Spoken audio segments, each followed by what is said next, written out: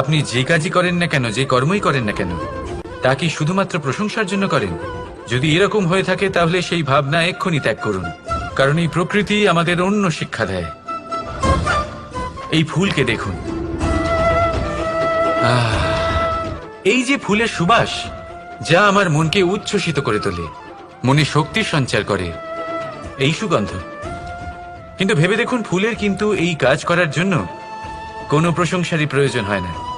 এটাই হলো প্রকৃতির শিক্ষা। যিনি সৎ হন, সৎকর্ম করেন, তার কোনো প্রশংসার প্রয়োজন হয় না, কারণ ওনার কর্মই হলো ওনার সুবাস। মনে রাখবেন, আতর নকল ফুলে দেওয়া হয়, প্রকৃত ফুলের তার কোনো প্রয়োজন হয় না। সেইভাবেই আপনিও কর্ম করতে থাকুন শুভ চিন্তা নিয়ে। এই মনকে সব সময় শান্ত রাখুন, স্বচ্ছ রাখুন। যদি এরকম করেন তাহলে আপনার কর্ম এমন সুবাস ছড়াবে যে আপনার জীবনে শুধু এবং শুধুমাত্র আনন্দই থাকবে। তাহলে